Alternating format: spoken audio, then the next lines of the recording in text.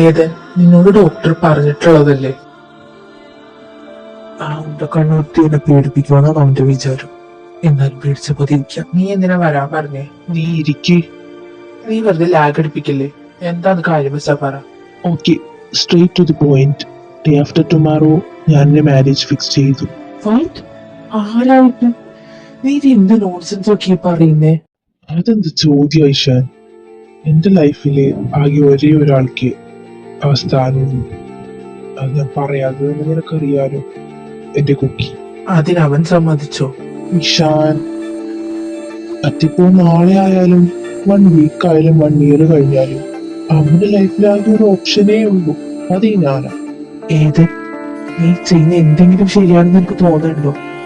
അവനൊരു മനുഷ്യന്, അവനും ഫീലിങ്സ് ഉണ്ട്. നീ നിന്റെ സൈഡ് മാത്രമേ നോക്കുന്നുള്ളൂ. എന്റെ ശരി ഇതാണ് ഇഷാൻ. സോ എനിക്ക് റിസ്ക് എടുക്കാൻ ഒട്ടും താല്പര്യമില്ല. നിന്റെ കൂടെ തെറ്റും ശരിയും എന്താന്ന് നോക്കാതെ നിന്നിട്ടുള്ള ഒരാളാണ് ഞാൻ. പക്ഷെ ഏത് നീ ഇത് ചെയ്യരുത്. അവരുടെ ചെയ്യുന്ന ഏറ്റവും വലിയ തെറ്റാ. നീ എത്രയൊക്കെ എതിർത്ത് നിന്നാലും അറ്റ് ലാസ്റ്റ് മൊമെന്റ് നീ എനിക്ക് ഫേവറായിട്ട് നിൽക്കുള്ളൂ. എനിക്ക് നല്ലോണം അറിയാം ഇഷാൻ. തന്നെയാണ് ഞാൻ ചെയ്യുന്ന ഏറ്റവും വലിയ തെറ്റ്. നീ എന്തൊക്കെ ചെയ്താലും അവസാനം ഞാൻ നിന്റെ കൂടെ വന്ന് നിന്ന് പോകും. കാരണം നീ എന്റെ വീക്ക്നെസ് ആയി. ദൈവം തമ്പുരാൻ വന്നിറങ്ങി പറഞ്ഞാൽ പോലും നീ എന്തെങ്കിലും തീരുമാനിച്ചിട്ടുണ്ടെങ്കിൽ അതിൽ നിന്ന് മാറില്ലാലോ. സോ നിന്നോട് പറഞ്ഞിട്ട് ഒരു കാര്യമില്ല. ഞാൻ പോകുക. ഇനി എന്നോട് ഞാൻ വേറെ എന്തെങ്കിലും ഞാൻ പറഞ്ഞതോ?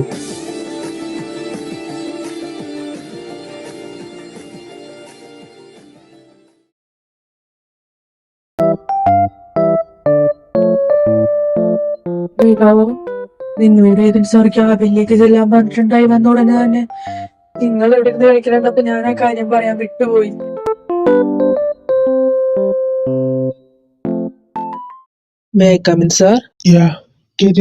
രണ്ടുപേരും ഇരിക്കി. ഞാൻ ഫെലിക്സിനോട് പറഞ്ഞിരുന്നു നിങ്ങൾ വന്നു കഴിഞ്ഞാൽ എന്റെ ക്യാബിൻ വരെ ഒന്ന് വരാൻ പറയണമെന്ന്. യെസ് സാർ, ഫെലിക്സ് പറഞ്ഞിരുന്നു വന്നപ്പോ തന്നെ. ഓക്കെ, ഞാനെന്താ നിങ്ങളോട് വരാൻ പറഞ്ഞതെന്ന് അറിയോ? ഒട്ടനവധി അറിയുമായിരുന്നു. നീ അങ്ങോട്ടും ഇങ്ങോട്ട് വരേണ്ട വല്ല കാര്യമുണ്ടോ? No sir. എന്താ, എന്തെങ്കിലും സീരിയസ് മാറ്റർ ആണോ? യെസ്, എൻ്റെ ലൈഫിലെ ഏറ്റവും വലിയൊരു ഡിസിഷൻ ആണത്. സോ ഫസ്റ്റ് തന്നെ നിങ്ങളോട് പറയണമെന്ന് തോന്നി. പിന്നെ നിങ്ങൾ എന്തായാലും അറിഞ്ഞിരിക്കണമല്ലോ. സോ ടുമാറോ എൻ്റെ മാരേജ് ആണ്. ശരിക്കും? Congrats sir. എടാ, നിങ്ങൾ രക്ഷപ്പെട്ടടാ. അല്ല സാർ, എന്താ ഇത്ര പെട്ടെന്ന്? ചില കാര്യങ്ങള് നമ്മൾ വൈകിക്കാതിരിക്കുന്ന നല്ലത്. ചിലപ്പോൾ അത് കൈവിട്ട് പോയെന്നിരിക്കാം. ഈസ, താനെന്താടോ ഒന്നും സംസാരിക്കാതിരിക്കുന്നേ? നത്തിങ്. സാറ് സംസാരിക്കുമായിരുന്നല്ലോ, സോ ഇടയ്ക്ക് സംസാരിക്കണമെന്ന് വിചാരിച്ചു. Anyway I am happy. Congrats sir. അല്ല സാർ, സാറിന്റെ ഫിയാൻസി ആരാന്നൊന്നും പറഞ്ഞില്ല. യെസ്, അത് പറയാൻ വേണ്ടിയാണ് നിങ്ങളെ പ്രധാനമായിട്ട് ഞാൻ വിളിപ്പിച്ചത്. എന്റെ ഫിയാൻസിയുടെ പേര് ഇസ്ഹാഖ് ഐസക്.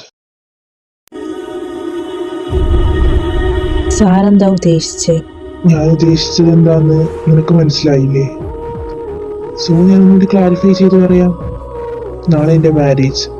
എന്റെ ഫിയാൻസിയുടെ നെയിം ഇസ്ഹാഖ് ഐസക്, അതായത് നീ. സോ നാളെ നമ്മളുടെ മാരേജ്. അതിന് സാറ് മാത്രം തീരുമാനിച്ചാൽ മതിയോ? അതിന് എന്നെ മാത്രം സമ്മതമല്ലല്ലോ, കുക്കി സമ്മതിക്കും. അല്ലേ കുക്കി? എനിക്ക് സമ്മതം. നിങ്ങൾക്ക് രണ്ടുപേർക്കുള്ള കോള. ആ കോൾ അറ്റൻഡ് ചെയ്. മമ്മിയാ? Hello mummy. നിന്റെ കൂടെ ഇച്ചയുണ്ടോ? ആ ഫോണൊന്ന് സ്പീക്കറിലിട്ടെ. എന്തായാലും അവന് നിന്റെ കൂടെ ഉണ്ടാവുമെന്ന് എനിക്കറിയാം. എനിക്ക് രണ്ടുപേരോടും കൂടിയാ പറയാനുള്ളത്. എന്നാലും നിങ്ങൾ ഇങ്ങനെ ചെയ്യുമെന്ന് ഞാൻ ഒട്ടും പ്രതീക്ഷിച്ചില്ല. ഇസ, ജൊഹാൻ ഇങ്ങനെ ചെയ്താലും നീ ഇങ്ങനെ ചെയ്യുമെന്ന് ഞാൻ വിചാരിച്ചില്ല. നിങ്ങൾക്ക് എല്ലാ സ്വാതന്ത്ര്യവും തന്നു തന്നെയല്ലേ ഞങ്ങൾ വളർത്തിയത്. അപ്പോൾ ഇത്രയും വലിയൊരു കാര്യം വരുമ്പോൾ മറ്റൊരാൾ പറഞ്ഞിട്ട് വേണം ഞങ്ങൾ അറിയാൻ. മമ്മി ഇത് എന്തൊക്കെയാ പറയുന്നത്? ഞങ്ങൾ എന്ത് പറഞ്ഞില്ലെന്നാ മമ്മി പറയുന്നേ? ജൊഹാൻ, ഇനി അധികം കിടന്ന് ഉരുണ്ട് കളിക്കണ്ട. ഞങ്ങളെല്ലാം അറിഞ്ഞു. ആ കുട്ടി ഞങ്ങളെ വിളിച്ചിട്ടുണ്ടായിരുന്നു. ഏത്? പിന്നെ അതിന്റെ ഫ്രണ്ട് ഇവിടെ വന്നിട്ടുണ്ട് കല്യാണത്തെ പറ്റി പറയാൻ. ഇസ, ഞങ്ങൾക്ക് കല്യാണത്തിന് എതിർപ്പൊന്നുമില്ല. എന്നാലും നിനക്ക് ഞങ്ങളോട് പറയായിരുന്നു ആദ്യമേ. നിന്റെ ഏതെങ്കിലും ഇഷ്ടത്തിന് ഞങ്ങൾ എതിരെ നിന്നിട്ടുണ്ടോ? മമ്മി മമ്മി അങ്ങനെയുള്ള മമ്മി, ഞാൻ പറയുന്ന കേക്ക്. ഇനി സാരില്ല, പോട്ടെ, അത് വിട്ടുകളാ. എന്നാലും ഇത്ര പെട്ടെന്ന് ഈ കല്യാണം തീരുമാനിച്ചത് വളരെ ആലോചിച്ച് തന്നെയല്ലേ? ഏതും ഞങ്ങളെ വിളിച്ചിട്ടുണ്ടായിരുന്നു. നേരിട്ട് കണ്ട് സംസാരിക്കാന്ന് പറഞ്ഞതാ. പിന്നെ ആ കുട്ടിക്ക് തിരക്കുള്ളതല്ലേ, ഞങ്ങളാ പറഞ്ഞേ വേണ്ട. എന്നാലും ആ കുട്ടി ഇഷാനെ പറഞ്ഞയച്ചിരുന്നു. ഇഷാൻ ഇവിടെ ഉണ്ട്. ഞങ്ങൾ ഇഷാന്റെ കൂടെ അങ്ങ് ഇറങ്ങും. ഒരു വൈകുന്നേരമൊക്കെ ആകുമ്പോഴത്തേക്ക് ഒത്തുമായിരിക്കും.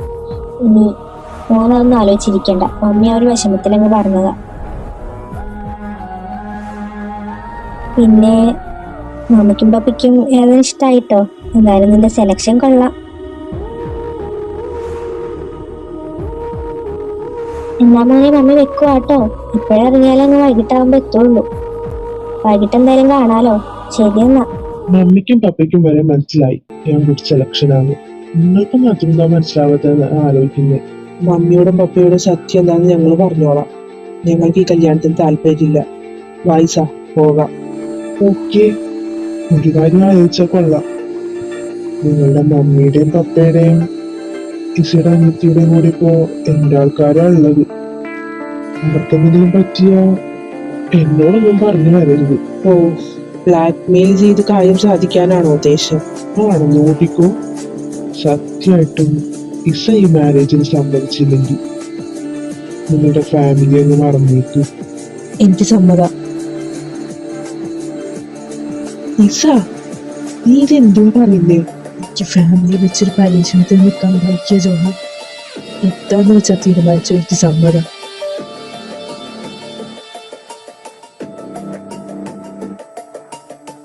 പിടിച്ചു വാങ്ങുന്ന ഒന്നും അവസാനം വരെ നിങ്ങളുടെ കൂടെ ഉണ്ടാവും എന്ന് വിചാരിക്കണ്ട.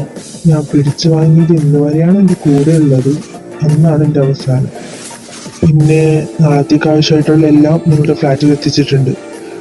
നാളെ കറക്റ്റായിട്ട് വേറെ കുരുട്ടുബുദ്ധിയൊന്നും കാണിക്കാതെ ഇസേനെ എത്തിച്ചേക്കണം. ജൊഹാനുണ്ടല്ലോ എന്നുള്ള ഒറ്റ വിശ്വാസത്തിലാണ് ഞാനിവിടെ സമാധാനമായിട്ടിരിക്കുന്നത്.